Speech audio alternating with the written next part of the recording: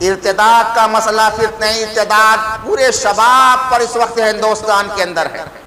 خود ہمارے ہندوستان میں ایک تحریک چلی تھی، شدی تحریک، جس کے ذریعے سے مسلمان بچوں کو، لڑکوں کو پکڑ کر کے مرتد کیا جاتا تھا، اس کو شدھی کرن کا نام دیا گیا تھا۔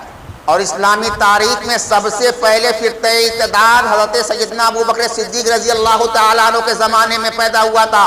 یہ فتنہ جو اس وقت پورے ہندوستان کے اندر پھیلا ہوا ہے، اس کو بہت پلاننگ کے ساتھ امپلانٹ کیا گیا ہے۔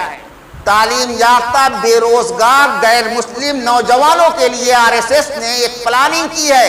پنڈت واسودیو، جن کو علامہ واسودیو آج بھی کہا جاتا ہے، یہ منفرد ایسا غیر مسلم نام ہے کہ ان کے ساتھ علامہ لگایا جاتا ہے۔ ہندوستان میں آئے تو مسلمان ہو گئے، اور مسلمان ہونے کے بعد مسلمانوں کے سب سے بڑے مبلغ ہو گئے، اور ان کے ہاتھ پر صرف ہندوستان میں 40,000 غیر مسلموں نے اسلام قبول کر لیا۔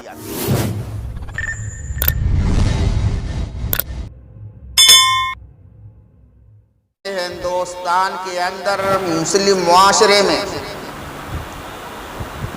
تقریباً 8 لاکھ لڑکیاں مرتد ہو چکی ہیں، اور دین ایمان، دین اسلام کو چھوڑ کر ہندو مذہب کو قبول کر لیا ہے انہوں نے۔ یہ اتنی دل کو دہلا دینے والی، گردنوں کو جھکا دینے والی، شرم سے پانی پانی کر دینے والی بات ہے، جس کی ہم جتنی بھی مذمت کریں کم ہے۔ یہ کوئی چھوٹی موٹی تعداد نہیں ہے، اور کھل کر کے یہ آنکڑا جو ہمارے سامنے آیا ہے، یہ کوئی غلط آنکڑا بھی نہیں ہے۔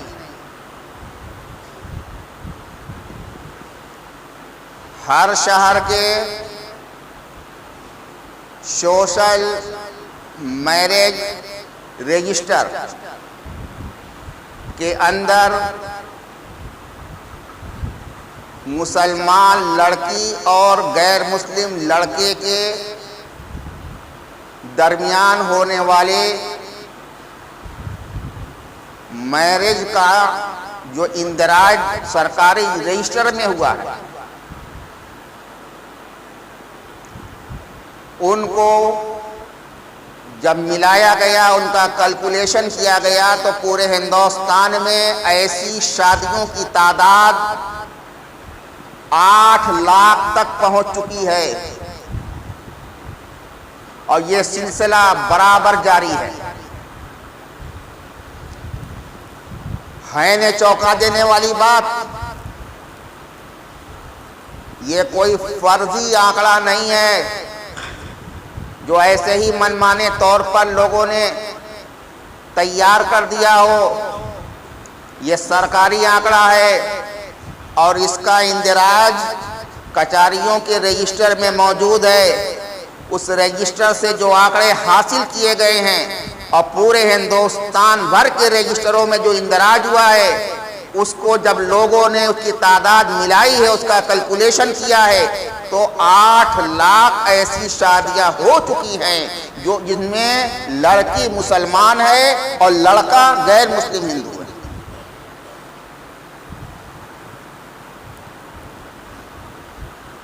اور ظاہر سی بات ہے کہ جن لڑکیوں نے غیر مسلم لڑکوں سے شادیاں کی ہیں، انہوں نے اپنا دین اسلام چھوڑ کر کے، مرتد ہو کر کے، ہندو ہو کر کے شادی کی ہے۔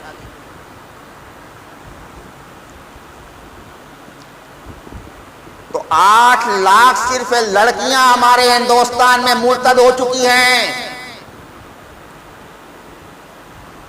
اور یہ تعداد برابر بڑھ رہی ہے۔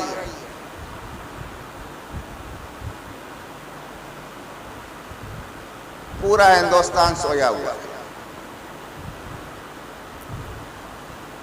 چند علماء ہیں جو چیخ رہے ہیں، آنکڑے بتا رہے ہیں، لوگوں کو خبردار کر رہے ہیں، اس کے اسباب و علل کیا ہے اس پر نگاہ رکھ رہے ہیں، اس کے سد باب کی کیا صورتیں ہو سکتی ہیں اس پر بھی روشنی ڈال رہے ہیں۔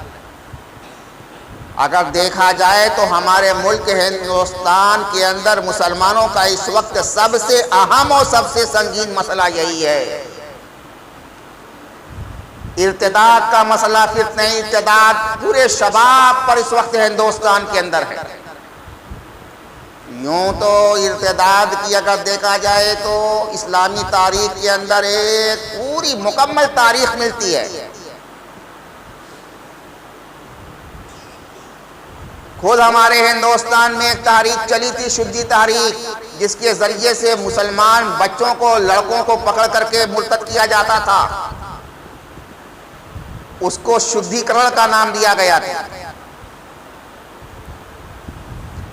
اور اس زمانے میں ارتداد کا جو فتنہ ہمارے ہندوستان میں پھیلا ہوا ہے، اس کا نام گھر واپسی کا دیا گیا ہے۔ اور اسلامی تاریخ میں سب سے پہلے فتنہ ارتداد حضرت سیدنا ابوبکر صدیق رضی اللہ تعالیٰ عنہ کے زمانے میں پیدا ہوا تھا۔ بہت سارے علاقے ان کے عہد حکومت میں، عہد خلافت میں، جیسے ہی وہ خلیفۃ المسلمین بنے تھے اور قرب و جوار اور دور دراز کے نئے نئے مسلمان ہونے والے لوگوں کو یہ پتا چلا کہ محمد رسول اللہ دنیا سے تشریف لے گئے، ان کا انتقال ہو گیا ہے، اور ان کی جگہ پر ابوبکر صدیق کو ان کا خلیفہ اور جانشین مقرر کیا گیا ہے، تو جیسے وہ بالکل آزاد ہو گئے، کہا جب تک محمد رسول اللہ تھے تب تک ہم ان کے دائرہ اسلام میں داخل رہے، اب وہ دنیا میں نہیں ہے، ابوبکر صدیق کو ہم نہیں مانتے۔ اس دور میں بھی لاکھوں نو مسلموں نے اسلام کو چھوڑ کر کے ارتداد کی راہ اختیار کی تھی، اور سیدنا ابوبکر صدیق رضی اللہ تعالی عنہ نے اس کے سد بات کے لیے باقاعدہ جہاد کیا تھا، اور جہاد کر کے تمام مرتد ہونے والے لوگوں کو یا تو تہہ تیگ کیا تھا یا دوبارہ اسلام میں ان کی واپسی کرائی تھی۔ آج وہی فتنہ ارتداد ہمارے سروں پر پھر مسلط ہے، لیکن ہمارے درمیان کوئی ابوبکر صدیق نہیں ہے۔ ارتداد تو ہے لیکن اس کے سد باب کے لیے کوئی ابوبکر صدیق نہیں ہے۔ ظاہر سی بات ہے کہ اس کے سد باب کے لیے حضرت سیدنا ابوبکر صدیق جیسے آہنی عزم کے انسان کی ضرورت ہے اس دور میں بھی، جو اس فتنے کو روکنے کے لیے اگر اس کے پاس طاقت ہے تو طاقت کا بھی استعمال کرے، زبان میں اللہ نے تاثیر دی ہے تو اس کی تاثیر کا استعمال کرے، اور اگر کچھ بھی نہیں ہے تو کم از کم گھر بیٹھ کر کے اپنے دل میں اس کو برا تو محسوس کرے۔ سوال یہ پیدا ہوتا ہے کہ ہمارے آپ کے گھروں کی یہ لڑکیاں، یہ بچیاں کیوں دین اسلام کو چھوڑ کر کے دوسرے مذہب کو قبول کر رہی ہیں؟ اس کی وجہ کیا ہے؟ آپ کو یاد ہوگا کہ گزشتہ جمعے کے خطاب میں میں نے تعلیم کی اہمیت پر بہت زیادہ زور دیا تھا اور تعلیم کو ایک لازمی شے قرار دیا تھا، لیکن ساتھ ساتھ یہ بھی کہا تھا کہ اللہ نے فرمایا ہے اقرا بسم ربک الذی خلق، اللہ کا نام پڑھو، اللہ کا نام ساتھ لے کر کے۔ تو جس تعلیم کے اندر خدا کا مکمل تصور رہے گا وہ تعلیم ہر حیثیت سے آپ کے لیے مفید ثابت ہوگی، آپ کے بچوں کے لیے بھی مفید ہوگی، آپ کے بچوں کے لیے بھی مفید ہوگی، اور جو تعلیم خدا کے تصور سے بیگانہ کرنے والی ہوگی تو خدا کے محاسبے کا تصور ایسی تعلیم حاصل کرنے والے لوگوں کے اندر نہیں پیدا ہو سکتی، تصور پیدا نہیں ہو سکتا، پھر وہ آزاد خیال ہو جائیں گے، آزاد خیالی کی ان کے اندر لہر پیدا ہوگی، اور نوجوانی کی ترنگیں انہیں دوسرے سمت میں ڈھکیل دیں گے۔ آج کیا ہو رہا ہے؟ یہ ارتداد اگر دیکھا جائے تو تعلیمی کی راہ سے پھوٹ نکلا ہے، اور ہماری غفلت اور تساہلی لڑکوں اور لڑکیوں کو کالج، اسکول اور یونیورسٹیوں میں بھیج کر کے ہم جو گھر سو جاتے ہیں یا اپنے کاموں میں مصروف ہو جاتے ہیں ان پر ذرا سی بھی نگاہ نہیں رکھتے. وہ پوری آزادی کے ساتھ جو چاہتے ہیں گندا کھیل کھیلتے ہیں, ہم اس پر نگاہ اتفاق نہیں ڈالتے. تو یہی ایک اہم ترین وجہ ہے کہ ہمارے یہاں یہ تغافل, ہماری یہ تساہلی ان کی آزادہ روی کے لیے راستہ ہموار کر دیا کرتا ہے.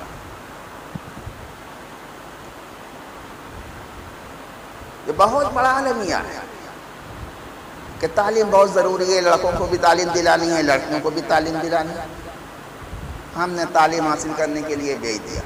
ہم یہ بھی خبر نہیں لیتے کہ بچی تعلیم حاصل کرنے کے لیے گئی ہے تو اپنے اسکول, کالج, یونیورسٹی میں وقت پر پہنچی کہ نہیں پہنچی.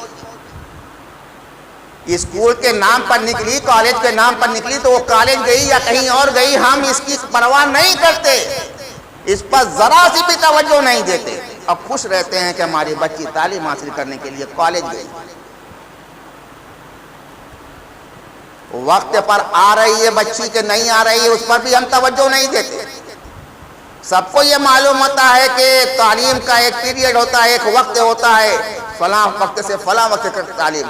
اگر لڑکی 4 گھنٹہ بعد گھر پر آ رہی ہے تو آپ کو حق بنتا ہے کہ پوچھئے کہ کہاں تھی 4 گھنٹہ, اور اگر آپ نہیں پوچھیں گے تو نتیجہ وہی سامنے آئے گا جو آپ پورے ہندوستان میں اس وقت دیکھا جا رہا ہے کہ لڑکیاں ارتداد کا شکار ہو رہی ہیں.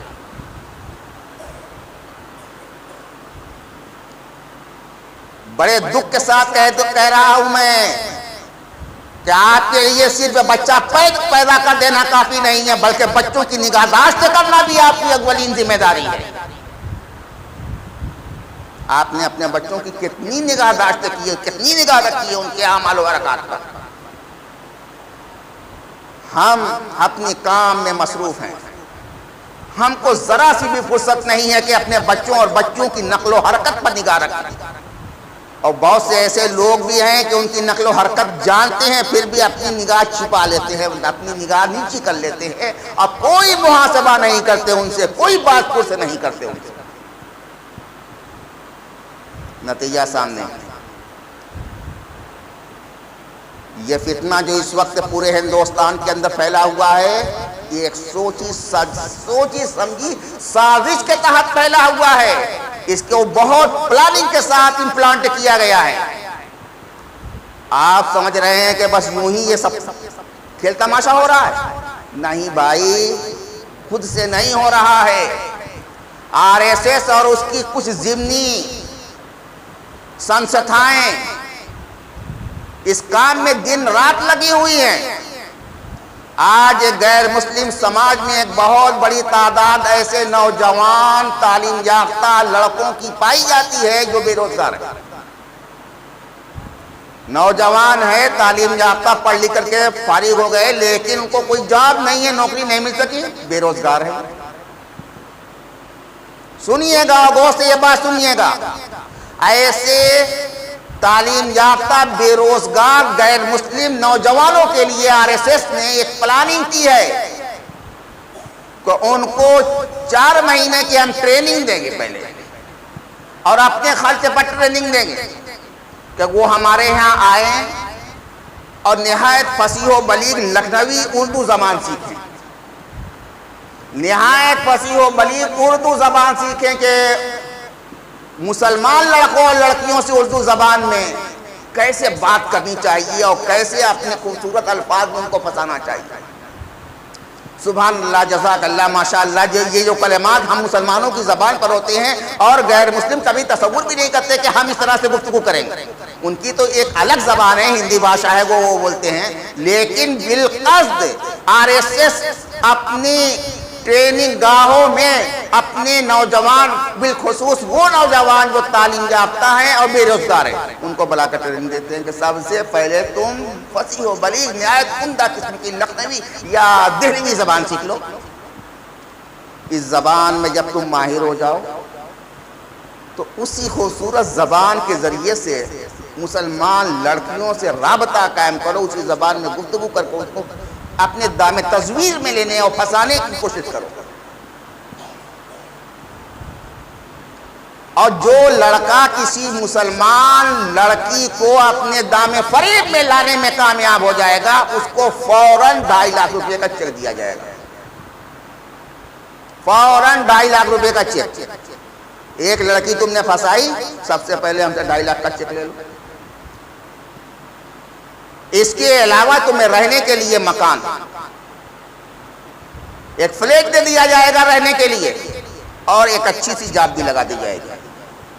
ظاہر سی بات ہے کہ ایک بے روزگار تعلیم یافتہ نوجوان کو جب فری میں سب کچھ مل رہا ہے، کرنا چاہیے تو اس کو یہ ہے کہ ایک مسلمان نوجوان لڑکی کو تمہیں پھنسانا، تو کیوں یہ کام نہیں کرے گا؟ میں نے عرض کیا تھا کہ ایک منظم سازش کے تحت یہ پلاننگ کے ساتھ کام کیا جا رہا ہے کہ مسلمان لڑکیوں کو پھنساؤ، ان سے شادی کرو، باقاعدہ شادی کا رجسٹریشن کرا لو، تاکہ کوئی شخص اس پر کوئی ایکشن لینے کی ہمت بھی نہ کر سکے۔ اس کو ہندو بناؤ، اس کو اسلام سے بیزار کرو، اس کو اپنے ساتھ رکھو۔ اپنی بیوی، وہ شادی ہو گئی، وہ بیوی تو ہے ہی، تو جس طرح سے اپنی بیوی کے ساتھ رہتا ہے اسی طرح سے رکھو اپنے پاس، اس کے ساتھ اچھا سلوک بھی کرو، اس کو ذرا سی بھی کمی کا احساس نہ ہو کہ ہم اپنے ماں باپ کو چھوڑ کر کے آئے۔ جب تمہیں جاب دے دی گئی، تم کو مکان دے دیا گیا، تم کو نقد پیسہ دے دیا گیا، تو اب اچھے انداز سے اپنی اس ہونے والی مسلمان نوجوان بیوی کے ساتھ عیش و عشرت کے ساتھ زندگی گزارو، اور تمہاری دیکھ ریکھ وشو ہندو پریشد برابر کرتی رہے گی۔ اس کا نام انہوں نے گھر واپسی رکھا ہے۔ تو گھر واپسی اس دور میں اس طرح سے کرائی جا رہی ہے۔ صاف کہتے ہیں کہ یہ اپنے ہندوستان کے اندر جو مسلمان نظر آتے ہیں، ان کے آباء و اجداد سب غیر مسلم تھے، سب ہندو تھے، سب کو مسلمانوں نے ورغلا کر کے اور مختلف طریقوں سے مسلمان کر دیا ہے۔ ہم ان کی گھر واپسی کرائیں گے، پھر سے ہندو کریں گے۔ یہ تو ان کی پلاننگ ہے۔ اس پلاننگ پر عمل کرنا شروع کر دیا، اور نتائج بھی سامنے ہیں۔ آپ نتائج سامنے ہیں۔ میرے ملت کے نوجوانوں، بہت غور سے سننے کی میری یہ باتیں ہیں جو آپ حضرات کے سامنے رکھ رہا ہوں۔ مجھے یاد آتا ہے کہ انگریزوں کے دور میں پنڈت دیانند سرسوتی نے جب آریہ سماج کی بنیاد رکھ کر کے شدھی کی تحریک چلائی تھی، تو وہ انگریزوں کا دور تھا، اور اس دور میں آریہ سماجیوں کے ورکرز پورے مسلم محلوں میں گھوم کر کے جو ہے دعوت و تبلیغ کا کام کر رہے تھے، اور مسلمانوں کو اسلام سے متنفر کر کے ہندو بنانے کی کوشش کر رہے تھے۔ اس دور میں مسلمان علماء نے مل جل کر کے بڑا مرکزی کردار ادا کیا تھا، اور اس مرکزی کردار میں سب سے بڑی بات یہ تھی کہ آریہ سماجیوں کے دعات یعنی داعی جب مسلم معاشروں میں گھومنے شروع کر دیتے تھے تو ان کو مناظرہ کرنے کی دعوت دیا کرتے تھے کہ آپ پہلے مجھ سے مناظرہ کرو، اور وہ تیار بھی ہو جاتے تھے۔ کچھ لوگ اس کام میں، اس مہم میں بڑی سرگرمی کے ساتھ لگے، اور اس طرح سے لگے کہ دیانند سرسوتی کا زور ٹوٹ گیا۔ خود دیانند سرسوتی کے جو داماد تھے اور امریکہ سے پڑھ کر کے آئے تھے، بڑی اونچی ڈگری لے کے آئے تھے، اور انہوں نے تقابل ادیان پر پی ایچ ڈی کی ہوئی تھی اس دور میں، اور خاص طور سے ان کو یہ پڑھایا گیا تھا کہ مختلف مذاہب کی تعلیم حاصل کر کے ہندوستان جاؤ اور اپنے خسر محترم کی تاریخ کو آگے بڑھاؤ، اور مسلمانوں کو غیر مسلم اور ہندو بنانے کے کام میں تم پیش رہو۔ لیکن اللہ کا کرنا ایسا کہ وہی پنڈت واسودیو جن کا نام تھا، وہ مسلمان ہو گئے، ہندوستان میں آئے تو مسلمان ہو گئے، اور مسلمان ہونے کے بعد مسلمانوں کے سب سے بڑے مبلغ ہو گئے، اور ان کے ہاتھ پر صرف ہندوستان میں 40,000 غیر مسلموں نے اسلام قبول کر لیا تھا۔ یہاں یورش تاتار کے افسانے سے 5 بار مل گئے کعبے کو صنم خانے سے۔ تو ایسا بھی ہوتا ہے، لیکن ایسے معاملات کبھی کبھی عالم ظہور میں آتے ہیں،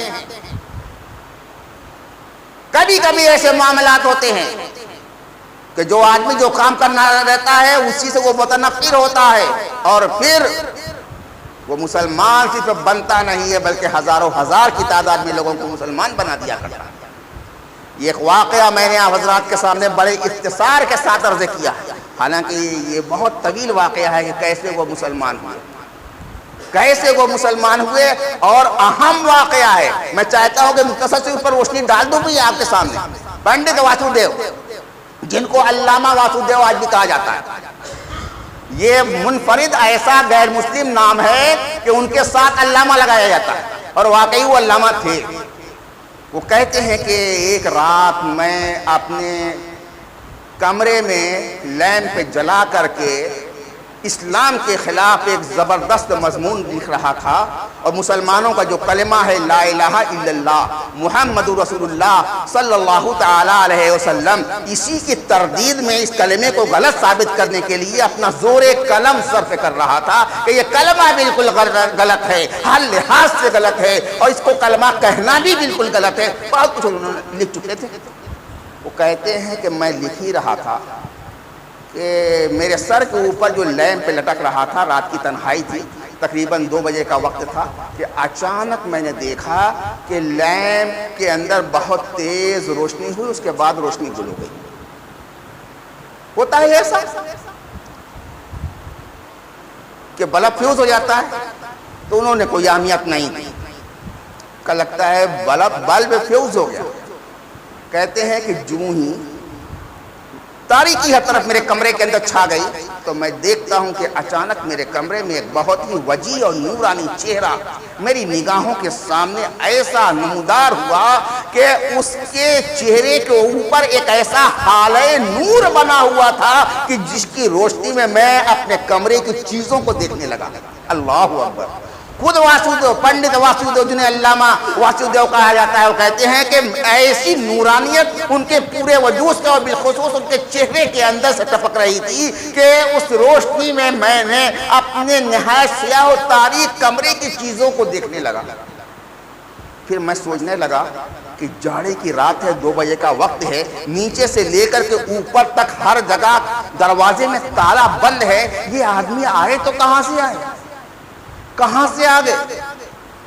میں اسی سوچ بچار میں تھا کہ میں نے پوچھا ان سے کہ آپ کون ہیں، یہاں کیسے آ گئے؟ علامہ واسودیو کہتے ہیں کہ میں نے ان سے پوچھا آپ کون ہیں اور یہاں کیسے آ گئے؟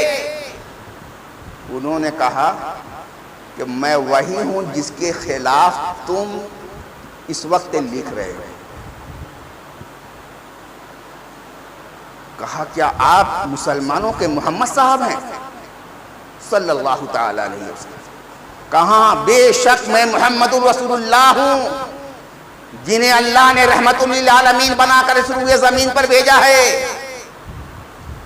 میں یہی پوچھنے کے لیے آیا ہوں کہ یہ تم جو خلمہ طیبہ کے خلاف چند سطریں لکھ چکے ہو اور آگے لکھنے کا ارادہ رکھتے ہو، میرے خلاف اس قسم کی جھوٹی باتیں لکھ کر کے آخر تمہیں کیا ملنے والا ہے؟ کیا ملنے والا ہے؟ کچھ نہیں ملنے والا۔ اس لیے اپنی ان حرکت سے باز آ جاؤ۔ اگر تم مجھے نہیں قبول کرتے مت قبول کرو، میں زبردستی تمہیں مسلمان بنانے کے لیے نہیں آیا ہوں، لیکن غلط سلط نہایت اذیتناک اور واہیات باتیں لکھ کر کے تمہیں آخر کیا ملنے والا ہے؟ اس لیے کم از کم تم اس سے تو باز آ جاؤ۔ علامہ واسودیو کہتے ہیں کہ جس وقت انہوں نے یہ جملے کہے، میرے جسم میں ایک تھر تھری سی پیدا ہو گئی، میرے رونگٹے کھڑے ہو گئے کہ یہ کیسا واقعہ ہے کہ جس کے خلاف میں لکھ رہا ہوں وہی میری نگاہ کے سامنے۔ میں پوچھتا ہوں کہ کیا آپ محمد رسول اللہ کہتے ہیں؟ ہاں میں وہی محمد رسول اللہ، میں تم کو سمجھانے کے لیے آیا ہوں۔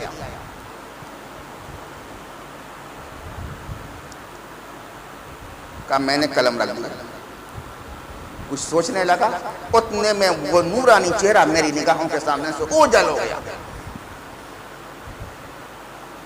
کہا پھر میری نیند اچاٹ ہو گئی، میں ایک لفظ نہیں لکھ سکا، سوچتا رہا بار بار سوچتا رہا، سوچتے سوچتے صبح ہو گئی۔ اور جس طرح سے آہستہ آہستہ رات ڈھلتی گئی اور سبیزہ سحر نمودار ہونے کے قریب ہوا، ویسے ویسے ایمان کی روشنی میرے دل میں اترتی گئی، اور جو ہی بغل کی مسجد سے مؤذن نے اشہدو ان لا الہ الا اللہ اشہدو ان محمد رسول اللہ کہا، ویسے ویسے میرے دل نے یہ مان لیا کہ یہ کوئی جھوٹے نبی نہیں ہو سکتے جو آج میری نگاہوں کے سامنے تشریف فرما ہوئے ہیں، واقعی یہ سچے نبی ہیں، میں ان کے اوپر ایمان لاؤں گا اور جا کر کے مسجد میں سب سے پہلے اعلان کروں گا۔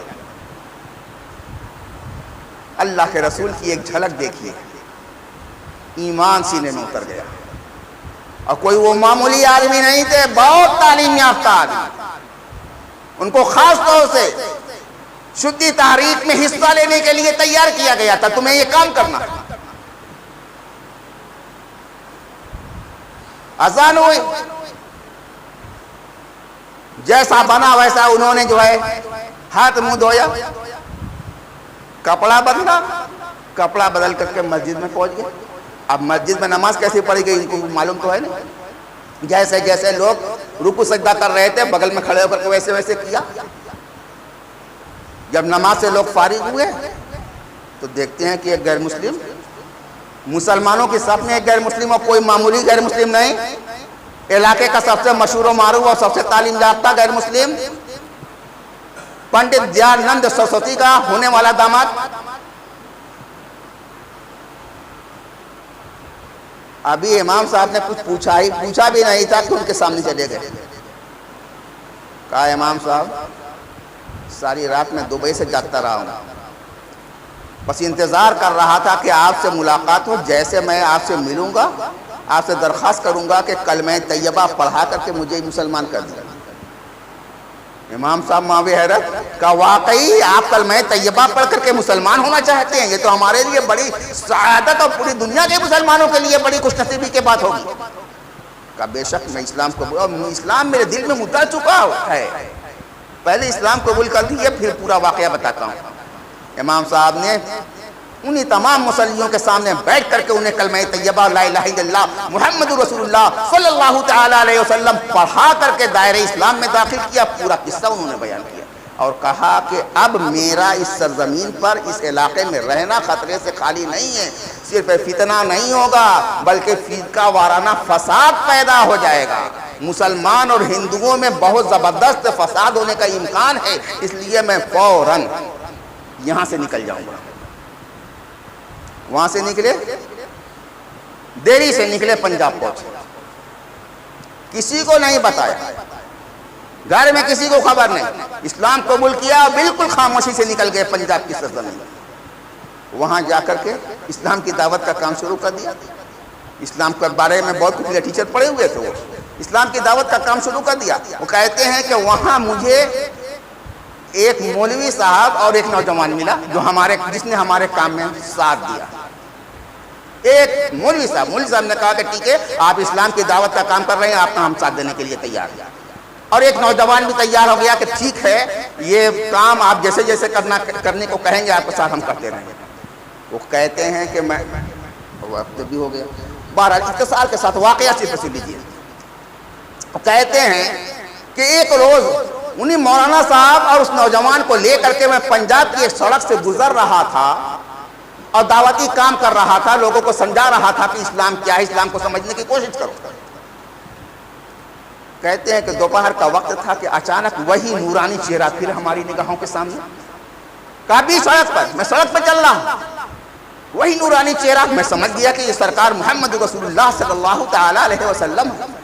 آگے بڑھ کر کے میں نے سلام کیا، دست بوسی کا، کہا یا رسول اللہ اس کھڑی دوپہریہ میں جو ہے آپ یہاں کیا کر رہے ہیں؟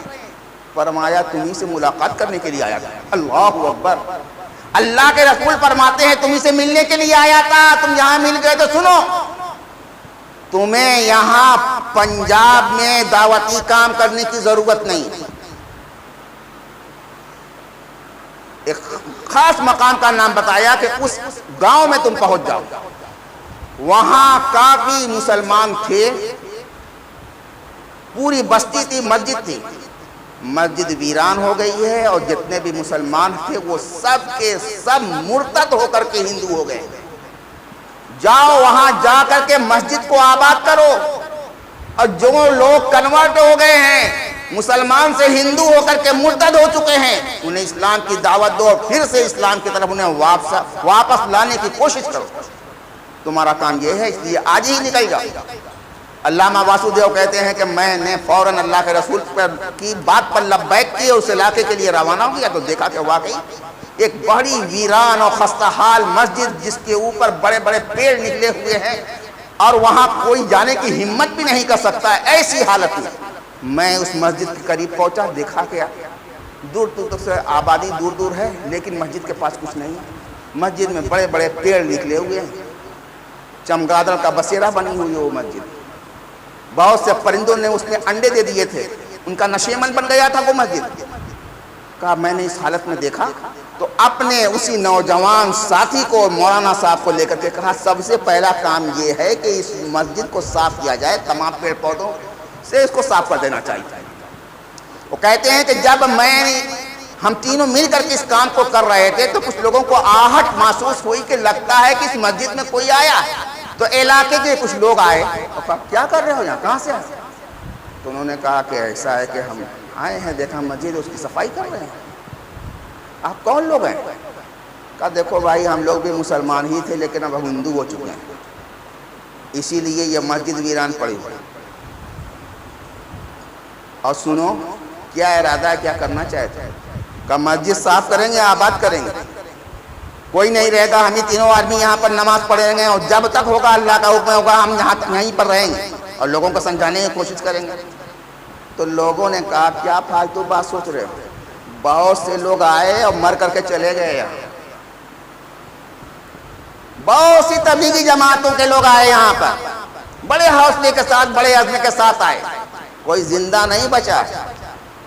یہاں یہ ایک ایسی مسجد ہے کہ یہ جنوں کا مسکن بن چکی ہے، پتہ نہیں جن ہے کہ شیطان ہے کیا ہے، جو آدمی بھی رات میں قیام کرنے کا یہاں ارادہ کرتا ہے، صبح جب ہوتی ہے تو وہ آدمی یہاں پر مری ہوئی حالت میں پایا جاتا ہے، اور ہم لوگ ان مرے ہوئے لوگوں کو دفن کرتے کرتے پریشان ہو چکی ہیں۔ اس لیے تمہاری ہمدردی کی بنا پر کہہ رہے ہیں کہ یہاں پر رات شب باسی کرنے کی ہمت مت کرنا، رہنا ہی ہے تو ہماری بستی میں چلو، اپنے گھر پر جگہ بھی دیتے ہیں، کھانے کا انتظام بھی کریں ہیں، ورنہ صبح یہی ہوگا کہ 3 چارپائی ہم کو لے کر کے آنا ہوگا اور سب کو مری ہوئی حالت میں چارپائی پر سلا کر کے لے آ کر دفن کرنا ہوگا۔ بڑا ڈروایا، لیکن علامہ واسودیو اتنے آہنی عزم کے انسان تھے، کہا اللہ کے رسول کا حکم ہے، انشاءاللہ ہمارا کوئی کچھ بال بیکا نہیں کر پائے گا، میں تو اللہ کے رسول کی دعوت پر لبیک کہتے ہوئے اس مسجد کو آباد کرنے کی کوشش کر کے رہوں گا۔ دیکھتے ہیں کہ کون جن آتا ہے، کون پریت آتا ہے، کون آتا ہے ہم کو روکنے کے لیے۔ کہتے ہیں کہ ظہر کے وقت میں پہنچا تھا، صفائی کرتے کرتے جو ہے عصر کا وقت ہو گیا، عصر کی اذان دی گئی، نماز پڑھی گئی، مغرب کی اذان دی گئی، مسجد کی اذان دی گئی، پھر صفائی کرتے کرتے ہم لوگ تھک بھی گئے تھے، لیکن جو کچھ کھانے کا تھوڑا بڑا ہمارے پاس انتظام تھا، کھایا پیا گیا، عشاء کی نماز پڑھی گئی، لیکن ہمارے نوجوان جو تھے ساتھی وہ بہت تھک گئے تھے، انہوں نے زیادہ کام کیا تھا۔ ہم نے کہا کہ آپ سو جائیے، باری باری سے ہم لوگ سوئیں گے، اور کہتے ہیں ہم اور مولانا صاحب دونوں اس مسجد میں بیٹھ کر کے اللہ کا ذکر کرنے میں مصروف ہو گئے۔ کہتے ہیں کہ ذکر ہم لوگ کر ہی رہے تھے، وہ نوجوان ابھی سو ہی رہے تھے، اور رات کا تہائی وقت جب ہوا تو اچانک مسجد کے ممبر کے پاس سے زور زور سے کسی کے رونے کی آواز آئی، اور بڑی ڈراؤنی آواز، جو محلے کے علاقے کے لوگوں نے کہا تھا کہ یہاں کوئی زندہ نہیں بچا ہے، یہاں جن رہتے ہیں اور جو آتا ہے اس کو مار ڈالتے ہیں۔ تو کہتے ہیں بڑے خطرناک انداز میں مسجد کے ممبر کے پاس سے کسی کی رونے کی زور زور سے آواز آ رہی۔ ایک مرتبہ تو کچھ سوچ پیدا ہوئی، لیکن پھر دل کڑا کیا۔ ہم نے کہا مولانا سن رہے ہیں؟ کہاں سن تو رہے ہیں، کہ دل مضبوط رکھیے گا، ذرا سا بھی مت گھبرائیے گا، اس لیے کہ جس رسول نے ہم کو یہاں پر آ کر کے آباد کرنے کا حکم دیا ہے، انشاءاللہ وہی ہو سکتا ہے کہ ہمیں بچانے کے لیے اس وقت آ جائیں۔ اللہ اکبر، کیا جذبہ تھا ان کا۔ کرونے کی آواز آہستہ آہستہ بڑھتی گئی، خوفناک نہایت کرخت قسم کی آواز آ رہی تھی۔ ہمت کر کے کہتے ہیں کہ میں آگے بڑھا، منبر کے پاس جب پہنچا تو واقعی دیکھا کہ تاریکی میں کوئی شخص جس کے بال بکھرے ہوئے ہیں، چہرہ بالوں میں چھپا ہوا ہے، زور زور سے رو رہا ہے۔ تو میں نے اس سے کہا کہ کیا وجہ ہے، کیوں رو رہے ہو یہاں بیٹھ کر کے؟ کہا مجھے رونا اس لیے آ رہا ہے کہ اس علاقے میں بہت سارے مسلمان تھے، سب مرتد ہو گئے اور ہماری اس مسجد کو ان لوگوں نے غیر آباد کر دیا ہے، ویران کر دیا ہے، اسی لیے میں روز اس مسجد میں آ کر کے روتا ہوں۔ کہا واقعی آپ مسلمان ہیں؟ کہا بالکل ہم مسلمان، بالکل ہم مسلمان، مسجد کی ویرانی پر مجھے رونا آتا ہے۔ تو کہا اسی مسجد کو آباد کرنے کے لیے تو ہم آئے ہیں، تو ہمارا ساتھ دو۔ آپ کا بھی عزم یہی ہے، ٹارگٹ یہی ہے کہ مسجد جو ہے آباد ہونی چاہیے، میں بھی یہی چاہتا ہوں۔ اور سنو، میں یوں ہی نہیں آیا ہوں، میں پنجاب کی سرزمین سے رسول اللہ کے حکم پر آیا، اللہ کے رسول نے مجھے بھیجا ہے، تو کیا تم میرا ساتھ دو گے؟ کہا بس میرا یہی کہنا ہے کہ آباد کر دو آ کر کے اس مسجد۔ آہستہ آہستہ وہ آواز بند ہو گئی اور وہ شخص بھی غائب ہو گیا۔ صبح ہوئی، سفید سار نمودار ہوا، علاقے کے لوگ 3-4 پائی لے کر کے آئے کہ چلو مر گئے ہوں گے، انہیں بھی دفن کرنا ہوگا۔ 3-4 پائی لے کر کے آئے کہ چلو لے کے چلو ان کو دفن کرنا ہوگا۔ سب تو مرتے چلے جاتے ہیں، یہ ضدی آدمی تھے، سب مر گئے ہوں گے، لیکن جب قریب پہنچے ہیں تو دیکھا تینوں موجود۔ کہا آج تک تو ہم نے یہی دیکھا کہ مسجد میں جو بھی آیا اور رات میں قیام کیا، صبح مردہ حالت میں پایا گیا، کیسے بچ گئے؟ سارا واقعہ علامہ واسودیو نے بتایا۔ کہا یہ صرف تم لوگوں کی بدعمالیوں کا نتیجہ ہے کہ تم نے اسلام کو چھوڑ کر کے ارتداد کو اختیار کیا، اس بنا پر یہ برا دن دیکھنے کو نصیب ہوا ہے۔ اللہ کے خوف ان کے اندر پیدا کیا اور کہا ہو سکتا ہے کہ اللہ کا غضب نازل ہوئے اور پوری کی پوری بستی تباہ و برباد کر دی جائے۔ ابھی تو صرف مسجد کے اندر سے رونے کی نہایت خوفناک آوازیں آ رہی ہیں، اللہ کی طرف سے ہو سکتا ہے کہ کوئی چیخنے والا فرشتہ آئے اور چیخ کر کے اس کی سماعت، تمہاری سماعتوں کو ختم کر دے اور تم کو مردہ کر دے۔ زبردست واز کہا، پھر سمجھایا، اللہ کا خوف پیدا کیا، علاقے کے تمام لوگوں کو بلا کر کے وعدہ کیا۔ وجہ پوچھی کیوں ہوا، کوئی معقول وجہ نہیں تھی۔ بستی کے لوگوں نے پھر سے دائرہ اسلام میں آنے کا اقرار کیا، مسلمان کو ان کے ساتھ مسجد کو آباد کرنے میں پورا تعاون کیا۔ اللہ کا شکر ہے کہ تمام مسجد کے وہ لوگ جو مرتد ہو گئے تھے، علاقے کے وہ سارے لوگ جو مرتد ہو گئے تھے، پھر سے دائرہ اسلام میں داخل ہو گئے اور نماز کے قائم کرنے والے بہترین مسلمان بن گئے۔ تو یہ ایک واقعہ تھا جو ایک نو مسلم علامہ واسودیو کے ساتھ کے زمانے میں ان کی تحریک پر جو پیدا ہوا۔ تو اللہ تبارک و تعالیٰ کب کس انسان سے اپنا کام لے کوئی جان نہیں سکتا۔ ایسے بہت سے واقعات تاریخ میں بھرے پڑے ہیں۔ آج جو فتنہ ارتداد ہمارے سروں پر پوری طرح سے مسلط ہے وہ نہایت ہی خطرناک ہے۔ اللہ تبارک و تعالیٰ سے دعا ہے کہ وہ اپنے حصار میں لے، اپنے پناہ میں لے۔